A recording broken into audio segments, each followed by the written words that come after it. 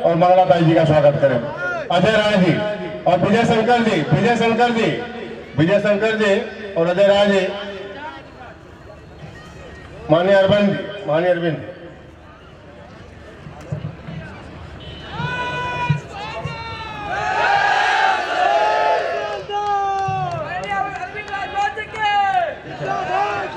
बहुत बहुत धन्यवाद भाई। हमारे संचालक कह लें, चाहे प्रदेश अध्यक्ष कह लें, चाहे जो कुछ कह लें, एक बार उनके नाम पर जोरदार ताली बजाइए। आप लोग खाना खाए का समय होगा ना। आज भागीदारी संकल्प मोर्चा द्वारा आयोजित चक्रवर्ती सम्राट राष्ट्रवीर राजभर महाराजा सुहेलदेव के 1011वें जयंती के अवसर पर उपस्थित हमारे उत्तर प्रदेश और बिहार के कोने कोने से आए हुए जो महाराष्ट्र में रहते हैं हमारे युवा साथियों, बड़े बुजुर्गों, नौजवान साथियों, माताओं और बहनों, मंच पर उपस्थित सुहेलदेव भारतीय समाज पार्टी भागीदारी संकल्प मोर्चा के हमारे पदाधिकारी साथियों, और उत्तर प्रदेश नहीं, भारत देश नहीं, अंतरराष्ट्रीय स्तर पर हर गरीब समाज के हक अधिकार की आवाज को बुलंद करने वाले, आने वाले समय के दूसरे डॉक्टर अंबेडकर के नाम से जाने वाले सुहेलदेव भारतीय समाज पार्टी के राष्ट्रीय अध्यक्ष माननीय नेताजी मंच पर उपस्थित हैं। हम चाहेंगे एक बार जोरदार ताली बजा के आप लोग स्वागत करें माननीय नेताजी का। धीरे धीरे आप लोगों ने तमाम नेताओं की बात सुना। आज हम सभी लोग यहाँ पर उपस्थित हैं। थोड़ा सा एक मिनट, थोड़ा सा पीछे से लेंगे तो अच्छा रहेगा, हमको थोड़ा अनकंफर्ट महसूस हो रहा है। हम लोग यहाँ पर उपस्थित हैं, रात्रि की बेला है, लड़ाई तो चल ही रहा है, विचारधारा भी बड़ी तेजी से आप लोगों के माध्यम से फैलाया भी जा रहा है, लेकिन आज हम लोग एक नजीर को पेश करने का प्रयास किया गया कि आज इस मंच पर नेताजी लोग उपस्थित हैं।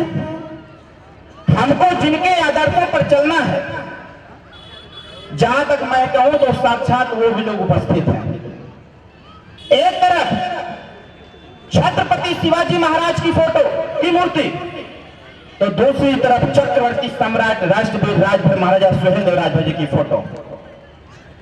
हमको आपको जानना पड़ेगा, क्योंकि कहा जाता है कि जो समाज अपना इतिहास नहीं जानता, अपने बड़े बुजुर्गों की कदर नहीं करता, वह समाज इस देश में कभी तरक्की नहीं कर सकता। आज साथियों आपको जानना पड़ेगा कि ये चक्रवर्ती सम्राट राष्ट्रवीर राजभर महाराजा सुहेलदेव, जिनका एक गौरव इतिहास रहा, जिनके नाम पर, जिनके वीरता से पूरा देश नहीं पूरा विश्व इनकी सर्वगाथा की विवेचना किया करता था, आज आखिर राजा सुहेलदेव राजभर गुमनाम कैसे हो गए। आज ये राजभर समाज, जिनको कहा जाता है इतिहास में कि राजभर समाज नागवंशी क्षत्रिय राजभर है, और जब तक इस धरती पर नागवंशी क्षत्रियों का साम्राज्य रहेगा, तब तक भारत देश को कोई गुलाम नहीं बना सकता, इतिहास कहा जाता है।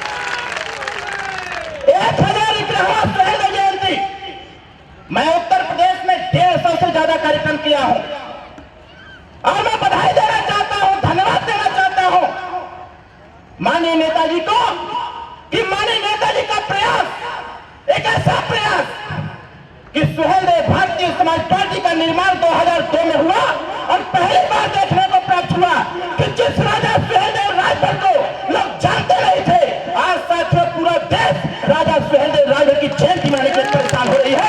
ये आपका इतिहास है, आपको जानना पड़ेगा ये राजा सुहेलदेव राजभर कौन थे। आप महाराष्ट्र में हैं, हमारे सूरत से कुछ लोग आए हुए हैं। जब कभी आज के 14 साल पहले जब आप इसी महाराष्ट्र में आते थे, या गुजरात में जाते थे, कोलकाता जाते थे, या उत्तर प्रदेश बिहार से चल करके दूसरे प्रदेश में जाते थे, जब कंपनियों में आपका नाम पूछा जाता था कि आपका क्या नाम है, जब आप बताते थे कि हमारा नाम फलनवा राजभर है, तो लोग पूछते थे कि राजभर कौन होता है। बताइए सही है कि गड़बड़? लोग पूछते थे कि राजभर कौन होता है। अरे राजभर वही होता है जो इस देश में 160 साल तक शासन करने का कार्य किया है, उत्तर से लेकर दक्षिण तक, पूरब से लेकर पश्चिम तक, पूरे साम्राज्य में, पूरे देश में नागवंशी क्षत्रिय राजभरों का शासन था। लेकिन साथियों, आज इस बात को समझने की आवश्यकता है। एक नेता पीला झंडा बना करके, एक जय सुहेलदेव का उद्घोष दे करके, सुहेलदेव भारतीय समाज पार्टी का निर्माण करके आज साथियों आपको उस पटल पर लाके खड़ा कर दिया है कि जब भी देश में इतिहास की चर्चा होगी, जब भी देश में राजनीतिक इतिहास की चर्चा होगी, यह बताया जाएगा, दर्शाया जाएगा, आने वाली पीढ़ियों को बताया जाएगा जब इस देश में, इस प्रदेश में भेदभाव चल रहा था, तो उस दौरान सदन में खड़ा होकर एक नेता बोलने का कार्य कर रहा था जिनका नाम ओम प्रकाश राजभर। साथियों, इतिहास आपको जानना पड़ेगा। मैंने बनारस में एक 38 मिनट का मैंने स्पीच दिया हुआ था, और वो स्पीच मैं राजा सुहेलदेव राजभर के मूर्ति के सामने में खड़ा होकर भाषण देने का कार्य किया था। मैं बताना चाहता हूं आपको कि आखिर आपका इतिहास कैसे खत्म हो गया, जिसका शासन पूरे देश में था, जिसकी सारिगा था पूरे देश में थी। आज उस समाज के लोग 10/12 के आवास के लिए तरफ जा रहे हैं, 3/4 शौचालय के लिए तरफ जा रहे हैं साथियों, जिसका शासन पूरे देश में रहा करता था। आखिर ऐसी दुर्दशा कैसे हो गई? आज मैं धन्यवाद देता हूं इस धरती को, जिस धरती पर खड़ा होकर के हम राजा सुहेलदेव राजभर के जन्मोत्सव को मनाने का प्रयास कर रहे हैं, जिस धरती पर खड़ा होकर के एक नया इतिहास को बताने का प्रयास कर रहे हैं, मैं इस धरती को नमन करता हूं और इस धरती पर रहने वाले लोगों को नमन करता हूं कि आप जैसे लोगों ने ये संकल्पित भाव से सिद्ध करने का प्रयास किया है, एक देश में अगर हमने है तो हमनों के हिस्सा मिले थे। हिस्सा किस बात की है? पहले ऐतिहासिक हिस्सा। अगर इस देश में 585 राजा थे और 585 राजा में अगर 165 राजा राजभर समाज के थे, तो उनका संपत्ति कहां चला गया? इस देश में अगर 165 राजा नागवंशी क्षत्रिय राजभर थे, तो इनका पतन कैसे हो गया? मैं थोड़ा सा समय लेकर के इसको आपके बारे में बताना चाहूंगा। साथियों, ये देश, इस देश को, भारत को सोने की चिड़िया कही जाती थी। आखिर क्यों? यहां सोना नहीं मिलता था, जैसा फर्जी खबर चल दिया सोनभद्र से कि पता नहीं कितना सोना मिल गया। पूरी सरकार, उत्तर प्रदेश में देश की सरकार बाजा बजाने लगी कि मार सोना सोनभद्र में मिल गया। जब जांच पड़ताल किया गया तो पता चला कि वहां कुछ नहीं है। उसी प्रकार से साथियों, वर्तमान सरकार सिर्फ और सिर्फ सपना दिखा रही है, रात को सपना दिखा रही है, सुबह खत्म हो जा रहा है। मैं आपको बताना चाहता हूं, जैसे कहा जाता है, तमाम महापुरुषों ने कह रखा है, जिस समाज का इतिहास नहीं उस समाज का विकास नहीं, जिस समाज के पास इतिहास नहीं उस समाज का विकास नहीं। तो आपको इतिहास जानने की आवश्यकता है। और इसी परिप्रेक्ष्य में मैं आपको बताना चाहता हूं साथियों, जब इस देश में राजतंत्र था, जब इस देश में राजतंत्र था, तो इस देश में 165 राजा नागवंशी क्षत्रिय हुआ करते थे। अरे 165 राजा नागवंशी क्षत्रिय इस देश को स्थापित करने का प्रयास किए, इस देश में समता, स्वतंत्रता, बंधुत्व, न्याय को स्थापित किए, इस देश को सोने की चिड़िया बनाए। इसलिए बनाया गया क्योंकि भारत देश में हिंदू, मुस्लिम, सिख, ईसाई, जैन, पारसी इस देश में जो भी प्रवेश किया वो लोग भाई भाई की तरह रहा करते थे। इस देश में हिंदू, मुस्लिम ये सब छोड़ करके यहाँ धर्म को स्थापित किया जाता था कि भारत देश में रहने वाले लोग, हम सब लोग भाई भाई हैं, एक साथ मिल करके रहा जाएगा। और साथियों, स्थिति क्या होता है? इस देश में एक ऐसा व्यक्ति प्रवेश करता है विदेश से, एक ऐसा व्यक्ति प्रवेश करता है विदेश से, वो आता है विदेश से, भारत देश में प्रवेश करता है, उसको अपने शक्ति पर अभिमान हो जाता है, उसको घमंड हो जाता है कि हमारे पास प्रचंड सेना है, और वो रात को सपना देखता है कि पूरे भारत को हम कब्जा कर लिए हैं, और उसी सपने को साकार करने के लिए व्यक्ति निकल पड़ता है। और जब व्यक्ति निकलता है तो देवताओं द्वारा स्थापित किया गया सोमनाथ मंदिर सबसे पहले भारत देश में प्रवेश करके सोमनाथ मंदिर को तोड़ने का प्रयास करता है। और साथियों, जब सोमनाथ मंदिर को तोड़ता है तो उसको अपने शक्ति पर और घमंड हो जाता है।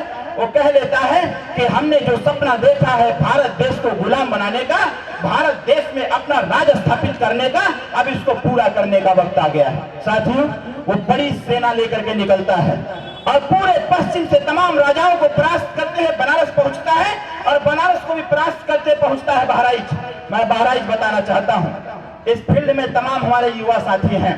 यहाँ अगर उम्र की बात कर लिया जाए तो 18 साल से लेकर के 45 साल तक के लोग इस मैदान में हैं। बहराइच की सीमा पर जब व्यक्ति विदेशी आक्रांत पर पहुंचता है और पहुंचने के बाद चैलेंज देता है राजा सुहेलदेव राजभर जी को, वो कहता है, उसको पता चल जाता है विदेशी आक्रांता को कि बहराइच का जो राजा है उसकी उम्र 18 साल है, इसको तो हम हड़का करके अपने कब्जे में कर लेंगे।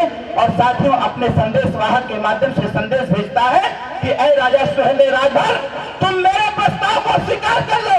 मैंने देश के तमाम राजाओं को परास्त कर दिया है, मैंने देवताओं द्वारा स्थापित सोमनाथ मंदिर को कब्जा कर लिया है, तमाम मंदिरों मस्जिदों को तोड़ते हुए आज मैं तुम्हारे सीमा को भी लांघने का प्रयास कर रहा हूं। लेकिन मैं नहीं चाहता हूं कि मैं किसी नौजवान से युद्ध करूं, किसी दूध में बच्चे से युद्ध करूं। और इस प्रस्ताव को राजा सुहेलदेव के समक्ष उनका प्रस्तावक लेकर के जाता है और संदेश वाहक लेकर के जाता है।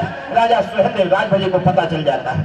राजा सुहेलदेव राजभर जब देखते हैं कि पूरे इधर पश्चिम के तमाम राजाओं को परास्त करके वो व्यक्ति हमारे यहाँ प्रवेश किया है, राजा सुहेलदेव राजभर जी ने अपने संदेश वाहक के माध्यम से देश के तमाम राजाओं को संदेश भेजते हैं। जो लोग छोटे छोटे राज्य के लोग